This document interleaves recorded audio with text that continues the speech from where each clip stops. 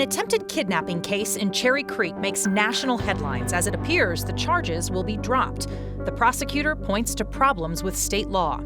Denver shuts down a problematic bridge just before asking voters for millions of dollars to fix it. The degradation of the bridge is just coming home to roost at this point. The Secretary of Education says she cannot guarantee her office will give schools a heads up before taking back millions in federal funding. And at the end of a long week, we could always use a little good news. A little light can defeat a lot of darkness. That's tonight on Next. Colorado's criminal justice system is in the national spotlight now that charges against an attempted kidnapping suspect are likely to be dropped. Aurora police say Solomon Galligan walked onto a Cherry Creek schoolyard last April and grabbed a kid. Galligan has a long history of criminal charges and an equally long history of seeing those charges dismissed.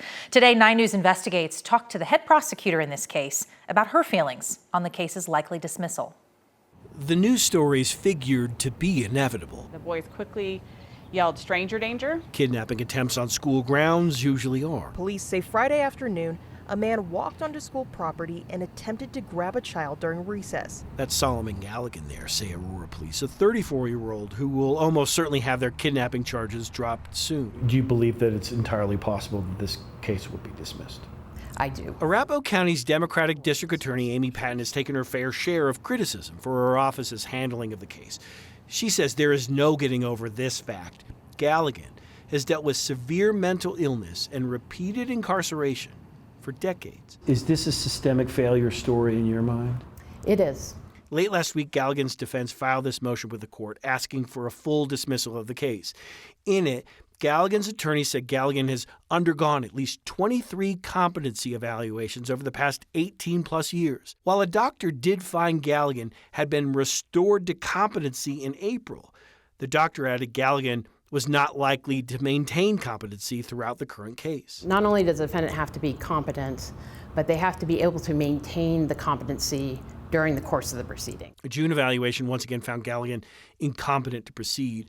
Should a judge decide it's time to throw out the case, Galligan will be held on a short-term civil commitment, something that doesn't always happen with these types of cases. There are for sure other cases where they are just released to the streets, and I think that's something that needs a legislative fix. In this case, short-term doesn't mean permanent.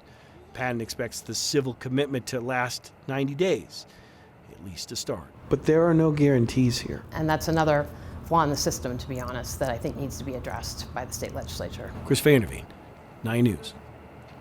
So now clearly Patton places a lot of emphasis on the role of the legislature here. She also acknowledges she's the beneficiary of good fortune. Galligan's defense helped find an open spot, a place for Galligan to stay. Many others found incompetent are simply released to the streets. Progressive Denver city councilors and several advocacy groups have delivered a petition to Mayor Mike Johnston this week demanding the city turn off its flock license plate reading cameras and release an audit which agencies can access Denver's data. The mayor says he is keeping the cameras on, but the city has released the results of that audit. Denver City Council members voted down a contract extension for Flock earlier this year out of fear that the data could end up in the hands of immigration agents, as we have reported happened in Loveland. Flock says immigration agents are not supposed to have access to their camera database, but Denver's audit shows while the city's data was available on the national database, several out-of-state agencies were able to run searches for ICE.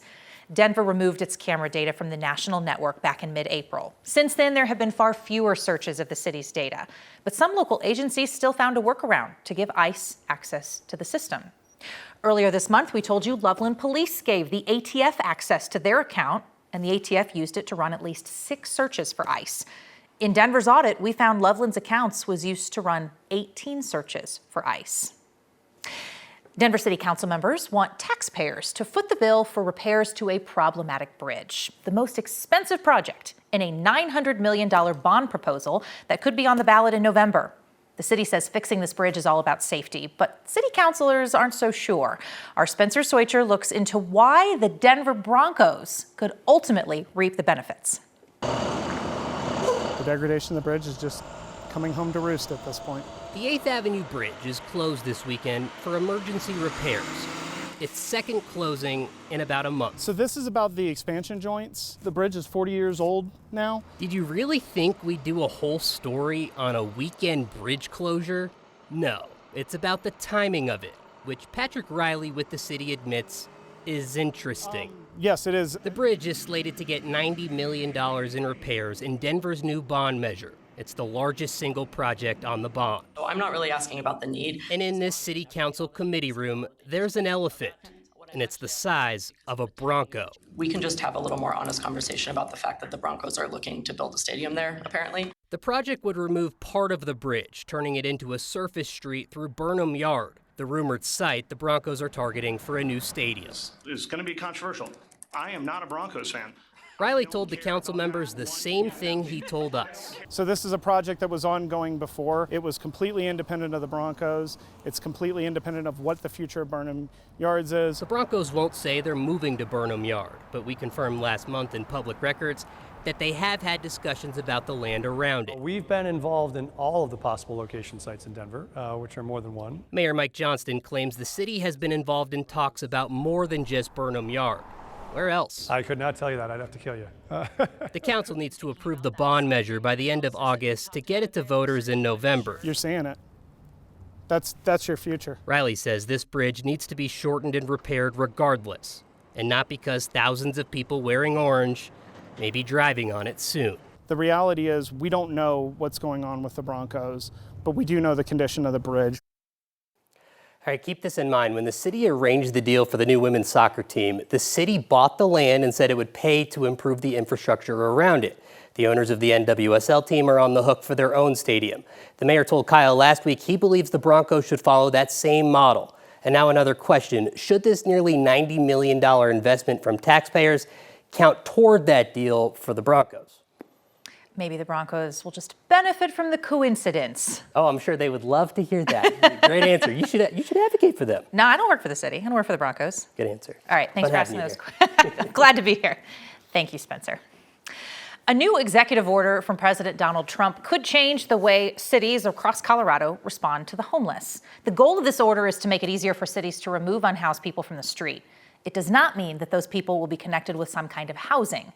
The president says this order will make it easier for cities to sweep homeless encampments and put people into mental health or addiction treatment programs. It also calls for involuntarily committing people who are, quote, a danger to themselves or others. So right now, cities like Denver prioritize a housing first model. That prioritizes getting people into housing first, then giving them treatment. Trump's order wants to reverse it, send more federal funding to rehabilitation programs, plus as well as the cities that prioritize homeless sweeps. Colorado will get $66 million in education funding that the Trump administration froze at the start of the month, part of $5 billion nationwide that was withheld that will now be dispersed. Democratic Governor Jared Polis had a front row seat to ask some tough questions with the head of the Department of Education just a short time ago, and he did not. Marshall Zellinger is live at the Broadmoor in Colorado Springs for us tonight.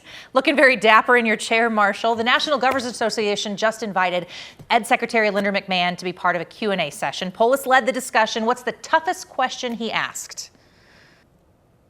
I'm channeling that from the seat he was in. Basically, how can governors find out about cuts that they're going to face before they happen? And the answer that Education Secretary Linda McMahon gave from the chair over there, let's just say it wasn't great. Polis led this discussion on behalf of the National Governors Association from this room here at the Broadmoor, ended a couple of hours ago. This is a twice-a-year meeting of governors from across the country. Though I'm told only about 20 had RSVP'd for this summer meeting. Not sure how many were actually in the room for the education discussion. First, Polis thanked McMahon for releasing money suddenly held hostage at the beginning of the month. The Trump administration held back billions for review to make sure that the money would be spent in line with Trump priorities. After thanking McMahon for releasing the money, Polis then asked for a heads up before it happens again. How can we better communicate to make sure this chaos and uncertainty doesn't occur again around funding and that people know things earlier? No guarantees for me that we'll eliminate all the communication gaps. After the discussion, I asked Polis about getting told, no, you're not going to get any notice in case Washington decides to withhold money in the future. That was worrisome because I don't want to be in the same situation next year where just as the school year is beginning, we don't even know what funds are coming. Well, don't you have to prepare that way now, given that answer? Prepare for chaos? I mean, look, I think we've learned that in a number of ways with this administration. It's very unpredictable. Even when actions are taken, overturned by the courts 2 weeks later, it's really strengthened our state efforts around contingency planning. So what about a special legislative session? Speaking of a contingency plan, Polis tells me that it would only be used to cut funding in the state, not add funding somewhere else, though now that the state's going to get this education money, that's one less worry. He told me if there is a special session, it will be called before October 1st, because that's the day the federal budget year begins, and if there's going to be anything that happens with federal money that would impact what the state would need to do, they would know prior to October 1st and need to make changes before that date. Jenny? They're trying to find a little bit of a certainty within the uncertainty, picking at least dates that they can maybe work off of, Marshall. Sure, and now lawmakers, I guess, if you're watching, are on notice that if you're going to get called for a special session, be prepared to do so in the next couple of months. Yeah, okay. Marshall reporting for us down in the Springs tonight. Thanks, Marshall. We do want to say a quick thank you tonight for all you have done this week to support a nonprofit that is working to protect the Western Slope against wildfires like the one that's burning right now in several counties. Here's Kyle with an update on this week's Word of Thanks. Firefighters are doing exceptional work right now to get a handle on multiple fires that are burning on the Western Slope. And other Coloradans are doing what they can to slow down the next big fire. That's why this week's Word of Thanks microgiving campaign supports the fire mitigation work of the West Region Wildfire Council. That nonprofit offers technical guidance and funding to help landowners do fire mitigation, clearing fuels and creating defensible space around homes and hardening their physical homes against fires. It's about keeping the next small fire from raging into the next big fire, the kind of fire that can take homes and possibly lives with it. This nonprofit has more than 100 fire mitigation projects ongoing across 6 counties on the Western Slope in Delta County, in Gunnison, Hinsdale, Montrose, Ouray, San Miguel County. They also have more than 150 potential fire mitigation projects in waiting. They go out and they meet with property owners. They advise them on how to reduce the wildfire risk on their land, and then they figure out what might be too expensive if that homeowner doesn't have help, because they know that a whole community's fire defenses are only as strong as the weakest link. Scan the QR code on your screen or text the word THANKS to 303-871-1491 to get that link to join me and other Coloradans in donating. More than 5,000 of you have signed up to make a monthly donation to the Word of Thanks Fund. You put in your donation info just one time, and then each month your donations automatically split among all the nonprofits we feature, so you know that you are helping every cause that we talk about. It's meant that these recent microgiving campaigns started with about $30,000 in donations. The USDA eyes office space in Fort Collins as they pull thousands of employees out of D.C. My good news today is that I get to hang out at this festival, Rocky Grass, with all of my friends. And we're taking the blue out of bluegrass. Your good news is next.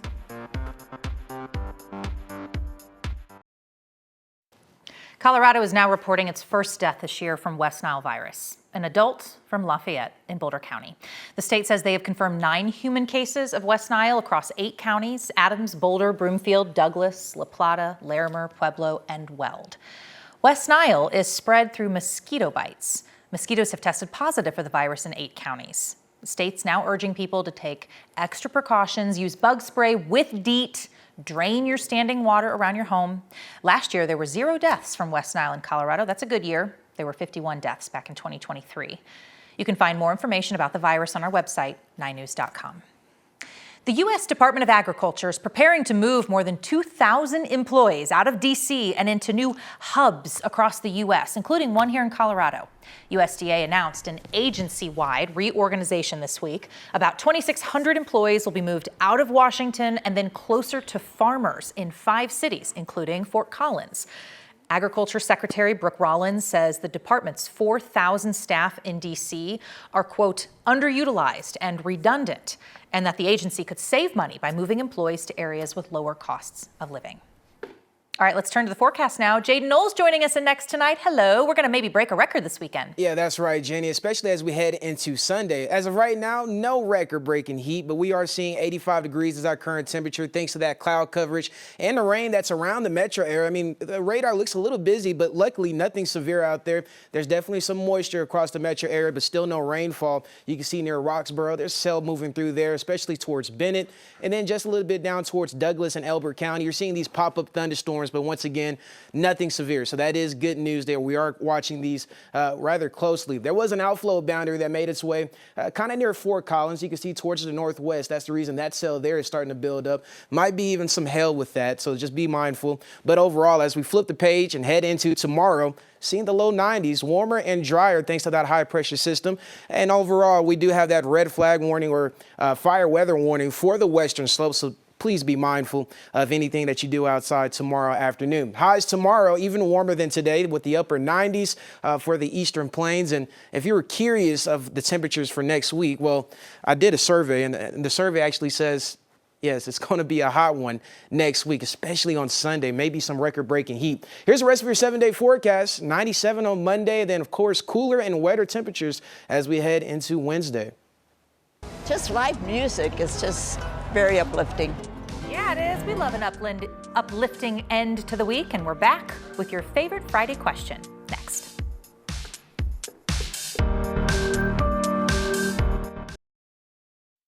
Welcome back. Music and good vibes go hand in hand. So the annual Rocky Grass Festival in Lyons this weekend seemed like the perfect backdrop for our favorite Friday question. What is your good news? I mean, Lyons is known for its artists and musicians. Just live music is just very uplifting. So my good news today is that I get to hang out at this festival, Rocky Grass, with all of my friends and get to play a lot of music with a lot of great people and hear a lot of great music. My good news is that I'll be competing in the finals for the banjo competition tomorrow morning on the main stage at Rocky Grass. So.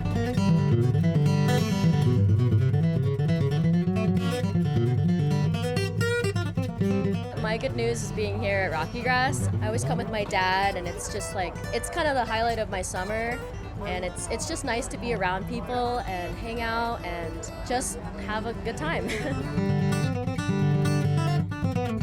Well, I'm really excited because I've self-published a book about integrative medicine for pets. I'm a veterinarian. My good news for the day is I've got my chores over, and I'm out here amongst a lot of great people, and I get to do some volunteer work in a very nice setting. It's a beautiful thing to get to take moments in our lives like festivals and whatnot to have places where you can really actually just focus on the positive. The more light and positivity we bring into the world and we each kind of try to do our part with that, then the more that grows, and a little light can defeat a lot of darkness. So.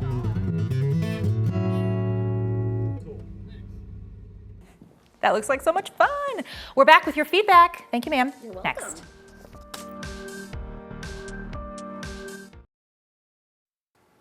Just a little bit of feedback tonight. I'll share my two favorites. Bruce says, my daughter's mini donkey had a foal today. I tried to get her to name it Crispy. That's a very meta joke if you watch this show, but shout out to our Crispy Donkey.